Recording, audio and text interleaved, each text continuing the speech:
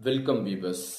அது மே மாதம் 16ஆம் தேதி 2023 கேரளா மாநிலம் காசர்கோடு மாவட்டம் முகுநோத் அப்படின்னு சொல்லக்கூடிய ஒரு கிராமத்தில் தேவிகா என்று சொல்லக்கூடிய சுமார் 34 வயது நிரம்பிய பெண்மணி அன்று அதிகாலை எழுந்ததிலிருந்து ரொம்ப பரபரப்பாக வேலை செஞ்சுட்டு இருக்கிறாங்க. இப்போ அந்த வீட்டில் தேவிகாவினுடைய அம்மா மற்றும் அவங்களுக்கு பிறந்த 2 குழந்தைகள், மொத்தத்தில் அந்த வீட்டில் மொத்தம் 4 பேர் தான் இருக்கிறாங்க. தேவிகாவுக்கும் அவங்களுடைய கணவனுக்கும் இடையே ஏற்பட்ட கருத்து வேறுபாடால தன்னுடைய கணவனை விட்டு பிரிந்து தனியா வீடு வாடகை எடுத்து அந்த வீட்டில் தன்னுடைய அம்மா மற்றும் அவங்களுக்கு பிறந்த 2 குழந்தைக்குள்ள அவங்க வாழ்ந்துட்டு வராங்க. இவங்க ஒரு பியூட்டி பார்லர் வச்சு நடத்திட்டு வராங்க. இப்போ இவங்களுக்கு பிறந்த அந்த 2 பெண் குழந்தைகள் சொன்னேன் இல்லையா, அதுல மூத்த குழந்தை என்ன சொல்லுது அப்படின்னா, என்னம்மா இன்னைக்கு காலையில ரொம்ப பிஸியா வேலை செஞ்சுட்டு இருக்கிற, எங்கேயாவது வெளியே எங்கன்னா போக போறியா அப்படின்னு சொல்லி கேட்கும்போது, ஆமா இன்னைக்கு என்ன மாரி யார் யாரெல்லாம் பியூட்டி பார்லர் வச்சு நடத்துறாங்களோ அவங்களுக்கு எல்லாருக்கும் ஒரு சிறப்பு கூட்டம் ஒன்று இருக்குதான். அந்த கூட்டத்துக்கு கட்டாயம் நான் போய் கலந்துக்கணும். ஆகையால் தான் இப்போ கோடை விடுமுறை அப்படின்றதால உங்களுக்கு மதிய சாப்பாடு அதோடு இல்லாமல் ஸ்நாக்ஸ் எல்லாம் நான் செஞ்சு வச்சுட்டு போகிறேன். நீங்கள் வீட்டிலே சாப்பிட்டு ரெஸ்ட் எடுங்க. நாங்கள் கிளம்பி ஒரு 9 மணிக்கு போல் நான் கிளம்பி போனால் கூட வீட்டுக்கு ஒரு 12:30கெல்லாம் நான் வீட்டுக்கு வந்துடுவேன் அப்படின்னு சொல்கிறாங்க. இது கேட்ட அவங்களுடைய மகள் என்ன சொல்கிறாங்கன்னா, சரிம்மா போயிட்டு வாங்க அப்படின்றாங்க. அதே மாதிரி தேவிகா கிளம்புவதற்கு முன்பு அவங்களுடைய அம்மா கிட்ட போயிட்டு, அம்மா நான் போயிட்டு வரேம்மா, போயிட்டு ஒரு 12 மணி 30 நிமிடத்துக்காக 12:30 மணிக்கு நான் வீட்டுக்கு வந்துடுவோமா அப்படின்னு சொல்கிறாங்க. சரிம்மா போயிட்டு வா உஷாரா அப்படின்னு சொல்லி அவங்களுடைய அம்மாவும் தேவிகாவை வழி அனுப்பி வைக்கிறாங்க. ஆனால் அப்போது தேவிகாவினுடைய அம்மாவுக்கு தெரியாது, இதுதான் தன்னுடைய மகளை நாம் உயிரோட பார்க்கக்கூடிய கடைசி தருணம் அப்படின்ட்டும். அதே மாதிரி தேவிகாவுக்கும் தெரியாது, இதுதான் தன்னுடைய அம்மாவை நாம் கடைசியாக பார்க்கக்கூடிய இந்த தருணம் அப்படின்றதும். அதே மாதிரி கிளம்பி போன தேவிகா அவங்களுடைய அம்மா வீட்டில் தன்னுடைய மகள் திரும்ப வருவாங்க அப்படின்னு சொல்லி வெயிட் பண்ணிட்டு இருக்கிறாங்க. மதியம் 12 மணி 30 நிமிடம், அதாவது 12:30 மணி ஆகுது, 1 மணி ஆகுது, 2 மணி ஆகுது, 3 மணி ஆகியும் தன்னுடைய மகள் வீட்டுக்கு வரவே இல்லை. இப்போ என்ன பண்றாங்க அப்படின்னா, தேவிகா அவங்களுடைய அம்மா தன்னுடைய மகளுக்கு அவங்களுடைய ஃபோனுக்கு கால் பண்ணுறாங்க. கால் பண்ணும்போது அவங்களுடைய மொபைல் ஃபோன் பார்த்தீங்கன்னா சுவிட்ச் ஆஃப் அப்படின்னு சொல்லி வருது. என்னடா இது 12:30 வரேன்னு சொல்லி சொன்னால், ஆனால் இவ்வளோ நேரம் ஆகுது இன்னும் வரவே இல்லையே, என்ன ஆச்சோ சொல்லி தெரியலையே அப்படின்ற மாதிரி இவங்க ஒரு பதப்பதப்பாக இருக்கும்போது திடீர்னு தேவிகா அவனுடைய அம்மாவுக்கு ஒரு ஃபோன் கால் வருது. அது மாதிரி வந்ததில் ஆப்போசிட்டில் பேசக்கூடிய நபர் யார் அப்படின்னா ஒரு போலீஸ் அதிகாரி. அவர் என்ன கேட்குறாரு அப்படின்னா, வணக்கம்மா, நீங்கள் தான் தேவிகாவனுடைய அம்மாவா, உங்களுடைய மகள் வீட்டில் இருக்கிறாங்களா அப்படின்னு சொல்லி கேட்கும்போது, ஆமாங்க நான் தான் தேவிகாவனுடைய அம்மா, ஆனால் என்னுடைய மகள் ஏதோ கூட்டம் அப்படின்னு சொல்லி கிளம்பி போனாங்க, ஆனால் 12:30 மணிக்கே வீட்டுக்கு வரேன்னு சொல்லி சொன்னாங்க, இவ்வளோ நேரம் ஆகியும் வீட்டுக்கு வரவே இல்லை, என்ன ஆச்சு அப்படின்னு சொல்லி தெரியலிங்க, நீங்கள் என்னங்க ஃபோன் பண்ணியிருக்கிறீங்க சார் அப்படின்னு சொல்லி கேட்கும்போது, உங்களுடைய மகள் திரும்ப வீட்டுக்கு வரவே மாட்டாங்க. ஏன் அப்படின்னா, நீங்கள் இருக்கக்கூடிய உங்களுடைய வீட்டாண்டு இருந்து சுமார் 12 கிலோமீட்டர் தூரத்தில் இருக்கக்கூடிய ஒரு ஊரில் லாட்ஜ் இருக்குது. அந்த லாட்ஜில் உங்களுடைய மகளும் அவங்களுடைய கள்ளக்காதலன் என்று சொல்லக்கூடிய சதீஷ், அவங்க 2 பேருக்கும் இடையே ஏற்பட்ட கருத்து வேறுபாடால சதீஷ் உங்களுடைய மகளுடைய கழுத்துல கத்தி குத்துனதுல அளவுக்கு அதிகமான ரத்தம் வெளியேறி அந்த லாட்ஜிலே உங்களுடைய மகள் இறந்து கிடந்தாங்க. அது மாதிரி கொலை பண்ணிட்டு அந்த கொலையை செய்த சதீஷ் அப்படின்றவரு நேரா எங்க கிட்ட தான் சரணடைஞ்சிருக்கிறாரு. இப்போ உங்க மகளுடைய சடலம் உங்க ஊர்ல இருந்து ஒரு 11 கிலோமீட்டர் தூரத்தில் இருக்கக்கூடிய ஒரு மருத்துவமனையில் நாங்க அந்த சடலத்தை கொடுத்துருக்குறோம். அவங்களுக்கு அட்டாப்சி செய்ய போறாங்க, நீங்க கிளம்பி அந்த மருத்துவமனைக்கு வாங்க அப்படின்னு சொல்லி அந்த போலீஸ் கால் கட் பண்றாங்க.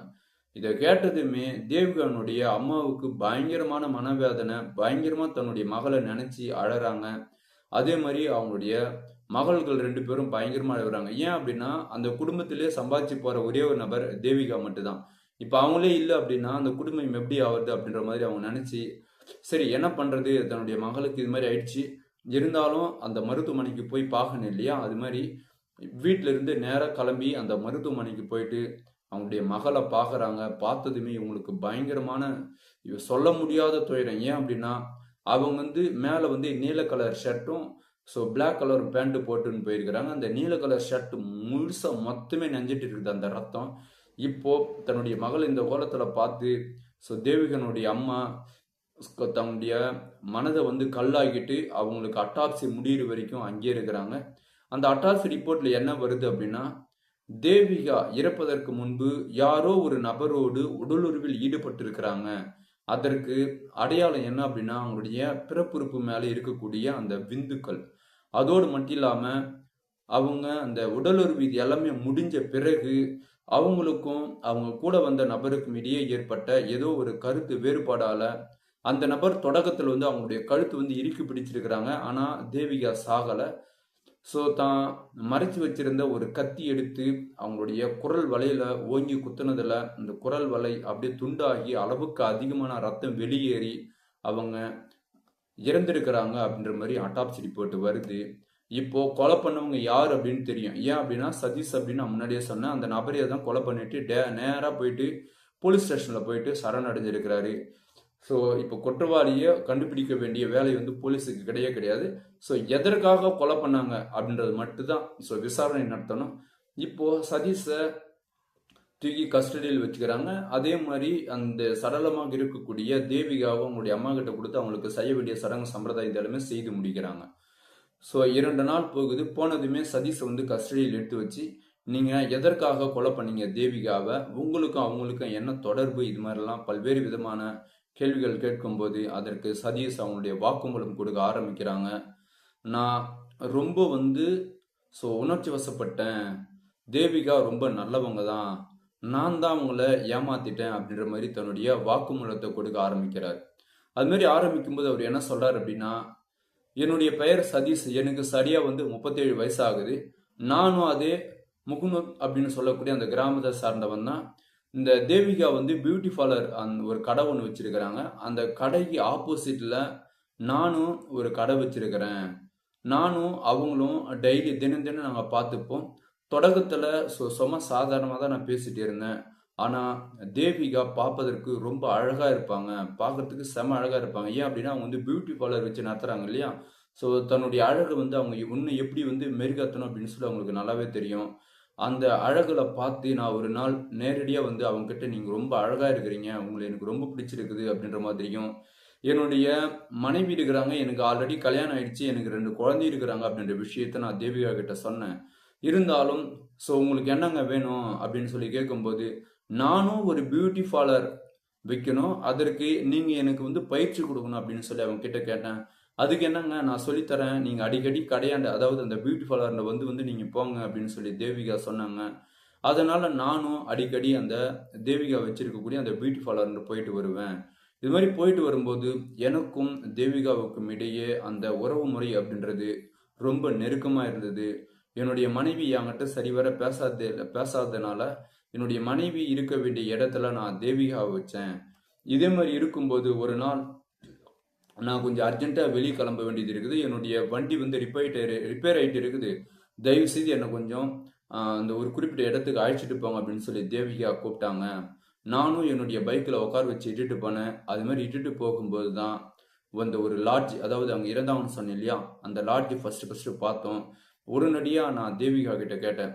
ஸோ ஃபஸ்ட்டு டைம் நம்ம வெளியே வந்திருக்கிறோம், அதே மாதிரி லாட்ஜும் இருக்குது, இங்கே வந்து குறைந்த விலையிலே ரூம்கள் எல்லாம் கிடைக்கும், ஒரே ஒரு முறை நம்ம 2 பேரும் உடலுறவு வச்சுக்கலாம் அப்படின்னு சொல்லி கேட்டதற்கு தேவிகா ரொம்ப சந்தோஷமா ஓகே சொன்னாங்க. அன்னைக்கு நானும் தேவிகாவும் அந்த லாட்ஜுக்கு போனோம். போயிட்டு ஒரு குறிப்பிட்ட நம்பர் சொல்றாங்க, அந்த நம்பர் ரூம் வந்து புக் பண்ணி அவங்க போயிட்டு நானும் அவங்கள 2 பேரும் உடம்புல ஒட்டு துணிக்கடி இல்லாம எங்களுடைய உணர்வுகளை நாங்கள் பகிர்ந்துட்டோம். பகிர்ந்த பிறகு உடலுறவு வச்சுட்டோம்.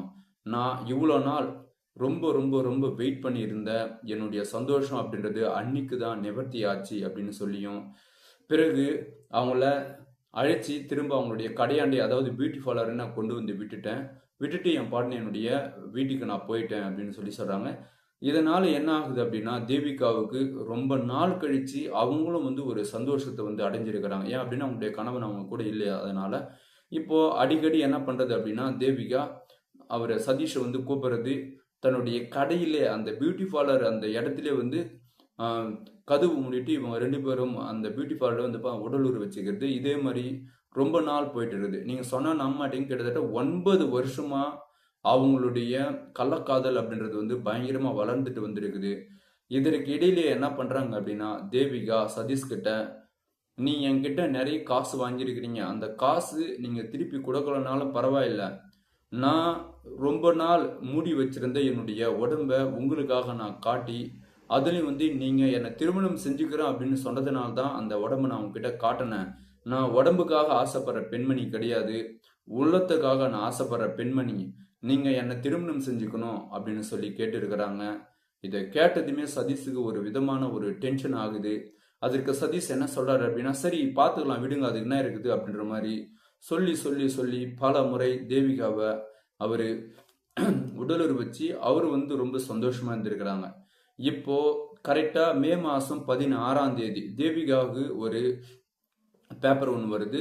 அந்த பேப்பர்ல என்ன போட்டு இருக்குது அப்படின்னா, இன்னைக்கு ஒரு மாநாடு ஒன்று இருக்குது, பியூட்டி பார்லர் இவங்க யார் யார் வச்சிருக்கோம் இவங்க எல்லாருக்கும் ஒரு கூட்டம் ஒன்று இருக்குது, அந்த கூட்டத்தில் நீங்க எல்லாரும் கலந்துக்கணும் அப்படின்னு சொல்லி வருது.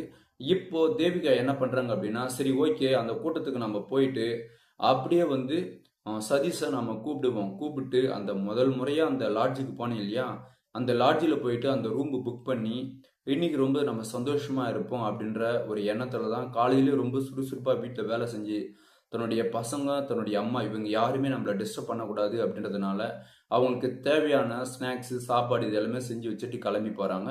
போனவங்க அந்த கூட்டத்தில் கிட்டத்தட்ட ஒரு 2.5 மணி நேரம் கூட்டம், அந்த கூட்டத்தை அட்டன் பண்ணுறாங்க. அட்டன் பண்ணி முடிஞ்சு உடனடியாக சதீஷுக்கு கால் பண்ணுறாங்க. இப்போ சதீஷும் தேவிகாவும் கிளம்பி அந்த லாட்ஜுக்கு அந்த ரூமுக்கு போகிறாங்க. போன பிறகு ஃபர்ஸ்ட் 2 பேரும் ரொம்ப சந்தோஷமாக பேசுகிறாங்க. பேசிட்டு இருக்கும்போதே அவங்களுடைய ட்ரெஸ் எல்லாமே ரிமூவ் பண்ணுறாங்க. ரிமூவ் பண்ணிட்ட பிறகு 2 பேரும் உடலுறவு வச்சுக்கிறாங்க. உடலுறவு வச்சுக்கும் போது ஸோ தேவிகா ஒரு விஷயத்த சொல்கிறாங்க, எனக்கு ரொம்ப நாள் ஆசை, எனக்கு பின்பக்கமாக இருந்து பண்ணுங்க அப்படின்ற மாதிரி சொல்லியிருக்கிறாங்க. ஓகே இந்த ஆசையை நிறைவேற்றதான் என்னுடைய வேலை அப்படின்னு சொல்லி அதற்கு சதீஷும் ஒத்துழைச்சிருக்கிறாரு. இப்போ ஸோ அவங்களுடைய உடலுறவு முடிஞ்ச பிறகு இப்போ என்ன பண்ணுறாங்க அப்படின்னா, தேவிகா ட்ரெஸ் எதுவுமே போடலை, ஆனால் சதீஷ் மட்டும் ட்ரெஸ் போட்டு இருக்கிறாரு. திரும்ப இன்னொரு முறை நாம் செய்யலாம் அப்படின்னு சொல்லி தேவிகா சதீஷ்கிட்ட கேட்கும்போது, சரி செய்யலாம் அதுக்கு என்ன இருக்குது அப்படின்ட்டு, ஸோ இரு நான் ரெஸ்ட் ரூம் போயிட்டு வரேன் அப்படின்னு கிளம்பி இன்ட்ரோல் போயிட்டு திரும்ப உக்காடுறாங்க. அதற்கிடையிலேயே தேவிகா என்ன நினைச்சங்க அப்படின்னு சொல்லி தெரியல. எனக்கு ஒரு நீங்க சத்தியம் பண்ணணும், என்ன அப்படின்னா உன்னுடைய மனைவி விட்டுட்டு உன்னுடைய குழந்தைகளை அழைச்சிட்டு என் கூட நீங்க குடும்பம் நடத்தணும். அதே மாதிரி என்னுடைய அம்மா இருக்கிறாங்க, என்னுடைய பசங்க இருக்கிறாங்க, என்னுடைய வீட்டிலேயே நீங்க தங்குங்க. ஆல்ரெடி எனக்கு 2 பெண் குழந்தை, உங்களுக்கு 2 ஆண் குழந்தை, மொத்தம் 4 குழந்தை இருக்கிட்டு என்னுடைய அம்மா மற்றும் நீயும் நானும் கணவன் மற்றும் மனைவியா வாழலாம் அப்படின்னு சொல்லி சொல்றாங்க. இதை கேட்டதுமே சதீஷுக்கு ஒரு மாதிரியான முகம் சுளிக்கிற மாதிரி ஆயிப்போகுது. ஏன் அப்படின்னா அவங்களுடைய மனைவி மிக பெரிய கோட்டீஸ்வரி, அவங்களுடைய வீட்டில் ஒரே ஒரு பெண்மணி, அவங்களுடைய மனைவிக்கு தெரியாம தான் இவங்க தேவிகா கூட இது மாதிரி தகாத உடலுறவுகள் இருக்கிறாங்க. அதே மாதிரி தேவிகா இல்லாதப்பட்டவங்க. ஸோ எப்படி சொல்றது அப்படின்னா, அந்த பியூட்டி பார்லர்ல வரக்கூடிய வருமானத்தை வச்சு தான் அவங்க குடும்பமே ரன் ஆயிட்டு இருக்குது. ஆனா சதீஷுடைய மனைவிக்கு அப்படி கிடையாது. அவங்களுடைய அம்மா வீடு ரொம்ப ரொம்ப வசதியான நபர். சதீஷ் வேலைக்கே போகலன்னா கூட அவங்களுடைய மாமியார் வீட்டில இருந்து அரிசி மற்றும் அவங்களுக்கு வீட்டுக்கு தேவையான எல்லாமே வந்துடும். இது மாதிரி இருக்கும்போது ஒரு நிமிஷம் சதீஷ் யோசிக்கிறாரு, இவளுடைய உடம்ப அடையிறதுக்காக மட்டும்தான் இவகிட்ட நம்ம போய் சொன்னோம். ஆனா தன்னுடைய மனைவி ரொம்ப வசதி படைத்தவ, அவளை விட்டுட்டு நாம வந்துட்டோம் அப்படின்னா நம்ம வாழ்க்கையில ரொம்ப சிரமப்படுவோம் அப்படின்ற மாதிரி மனசுல நினைச்சு அதை என்ன பண்றாரு அப்படின்னா தேவிகா கிட்ட எடுத்து சொல்றதுக்கு ட்ரை பண்றாங்க. வேணாம் தேவிகா, இப்ப வேணாம், அதுக்குன்னு ஒரு நேரங்காலம் வரும், அப்போ நான் உங்க கூட நான் வந்துடுறேன், இப்ப வேணாம் அப்படின்னு சொல்லி சொல்லும்போது, அதெல்லாம் எனக்கு தெரியவே தெரியாது, நீ எனக்கு சத்தியம் பண்ணியிருக்கிறேன், நீ கட்டாயம் என் கூட தான் குடும்பம் நடத்தணும், ஒரு வேலை நீ என் கூட குடும்பம் நடத்தலை அப்படின்னா இவ்வளோ நாள் நீ எனக்கு கால் பண்ணது, வீடியோ கால் பண்ணது, நான் உனக்கு அனுப்பின ஃபோட்டோ இது எல்லாமே என்கிட்ட ஸ்க்ரீன் ரெக்கார்டு இது எல்லாமே நான் வச்சிருக்கிறேன். இது எல்லாத்தையும் உன்னுடைய வீடியோ எனக்கு நல்லாவே தெரியும். உன்னுடைய வீட்டு வாசலில் உன்னுடைய மனைவியை கூப்பிட்டு எல்லாமே நான் போட்டு காட்டிடுவேன்.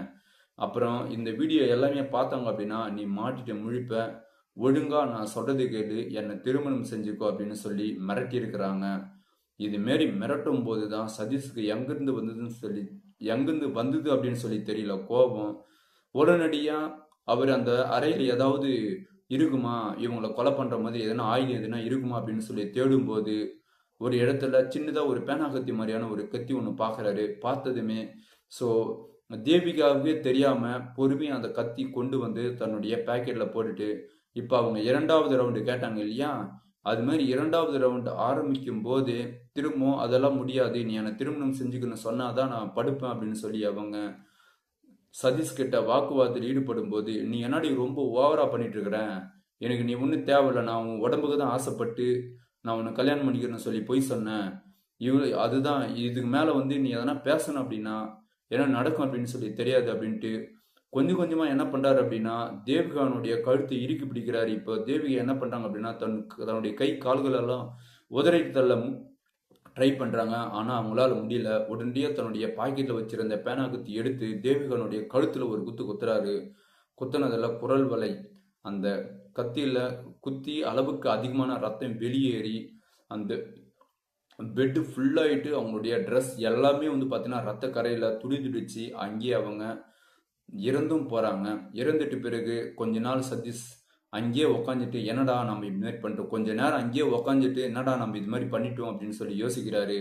சரி, நம்ம கொலை பண்ணிட்டோம், இதற்கு பிறகு நம்ம இங்கே அங்கன்னு சொல்லி இதெல்லாம் நம்ம தலைமறைவாகிறதெல்லாம் வேஸ்ட்டு, நாமளே டைரெக்டாக போயிட்டு சரணடைஞ்சிட்டோம் அப்படின்னா ஒரு குறைந்தபட்ச தண்டனை தான் கிடைக்கும் அப்படின்ற மாதிரி நினச்சி நேராக போயிட்டு பக்கத்தில் இருக்கக்கூடிய ஒரு போலீஸ் ஸ்டேஷனில் போயிட்டு நான் தான் என்னுடைய கள்ளக்காதலியான தேவிகாவை கொலை பண்ணேன், ஸோ நீங்கள் ஒன்றா அந்த அறையில் போயிட்டு பாருங்கள் அப்படின்னு சொல்லியிருக்கிறேன். அதே மாதிரி போலீஸும் அங்கே வந்து பார்த்துருக்குறாங்க. பார்த்து ஆமாம் அவர் சொல்கிற உண்மை தான், அங்கே வந்து தேவிகா அப்படின்ற அவங்களுடைய சடலம் இருக்கிறத பார்த்து அதை கொண்டு போயிட்டு அட்டாப்சி பண்ணுறாங்க. இதற்கு இடையிலேயே ஒரு போலீஸ் என்ன பண்ணுறாங்க அப்படின்னா தேவிகானுடைய அம்மாவுக்கு கால் பண்ணி உங்களுடைய மகள் வந்து இது மாதிரி இறந்து கிடக்குறாங்க அப்படின்ற மாதிரி சொல்லி அந்த கேஸ் வந்து முடிவுக்கு வருது. இந்த கேஸ்லேருந்து நம்ம தெரிஞ்சுக்கிறது என்ன அப்படின்னா தேவிகாவுடைய அம்மா சொல்லியிருக்கிறாங்களா என்ன அப்படின்னா என்னுடைய மகள் ரொம்ப திறமையானவ, அவ நிறைய கனவுகளை வச்சிருந்தா, தன்னுடைய 2 மகள்களையும் ஐஏஎஸ் ஐபிஎஸ் ஆகணும் அப்படின்னு சொல்லி பெரிய கனவு வச்சிருந்தா, அந்த கனவு எல்லாமே வீணா போயிடுச்சு. அதற்கு காரணம் என்ன அப்படின்னா எங்களுக்கும் என்னுடைய பசங்களுக்கும் தெரியாமலேயே சதீஷ் அப்படின்ற ஒரு நபரோடு அவ வைத்து கொண்ட அந்த கள்ளக்காதல், அந்த தகாத உறவு தான். அந்த உறவால என்னுடைய பேத்தியினுடைய அவங்களுடைய வாழ்க்கை குடிசரா போச்சு, என்னுடைய மகளுடைய வாழ்க்கையும் போச்சு. இன்னைக்கு நாங்கள் 3 பேரும் அனாதியா நிற்கிறோம் அப்படின்ற மாதிரி அவங்க பயங்கரமாக வருத்தப்பட்டு இருக்கிறாங்க. ஸோ உண்மையாலேயே இதில் குற்றவாளி அப்படின்னா சதீஷ் தான். தன்னுடைய மனைவியும் விட்டுறக்கூடாது, ஆனால் தேவிகாவை திருமணம் செஞ்சுக்கணும் அப்படின்னு சொல்லி பலமுறை ஏமாற்றி அவங்களுடைய உடலூரும் வச்சிருக்கிறான். இப்போ அந்த சதீஷ் அப்படின்றவர் சிறையில் களி சாப்பிட்டு தான் இருக்கிறாரு. ஓகே நண்பர்களே, யாராவது உங்ககிட்ட பழகணும் அல்லது பேசணும் அப்படின்னு சொல்லி நினைக்கிறாங்க அப்படின்னா நீங்கள் பல முறை யோசிக்கணும், இந்த நபரால் ஏதாவது நம்மளுக்கு பிரச்சனை வருமா, பிரச்சனை வராதா, அது மாதிரி பிரச்சனை வந்தால் நாம் எப்படி வந்து அவங்க கிட்ட இருந்து வெளியேறணும், இது மாதிரி பல விஷயங்களை நான் நிறைய வீடியோவில் சொல்லியிருப்பேன். பெண்கள் பாதுகாப்பு அப்படின்றது உங்களுடைய கையில் தான் இருக்குது. என்னதான் கவர்மெண்ட்டு பல திட்டங்களை கொண்டு வந்தாலும் முதல் பாதுகாப்பு அப்படின்றது உங்களுடைய கையில் தான் இருக்குது. நீங்கள் அந்த சட்டன் டைமில் யோசிக்கக்கூடிய அந்த ஒரு விஷயந்தான் அந்த ஒரு எப்படி சொல்கிறது அப்படின்னா பிரச்சனையிலேருந்து உங்களை வெளிக்கொண்டு வர வைக்கும். சரிங்களா? ஆகையால் நல்லா வந்து எப்பவுமே விழிப்புணர்வாக இருங்க, அது எப்பவுமே உங்களுக்கு ஒரு நல்ல பலனை கொடுக்கும் அப்படின்னு சொல்லியும். ஸோ தேவிகா மாதிரி பல பெண்கள் இங்கே பாதுகாப்பு இல்லாமையும் ஏமாந்துட்டு இருக்கிறாங்க. சரிங்களா? ஸோ அதுதான் நான் சொல்கிற மாதிரி எப்பவுமே வந்து தயவுசெய்து ஏமாறுற மாதிரி எந்த ஒரு கமிட்மெண்ட்டுமே வச்சுக்காதீங்க.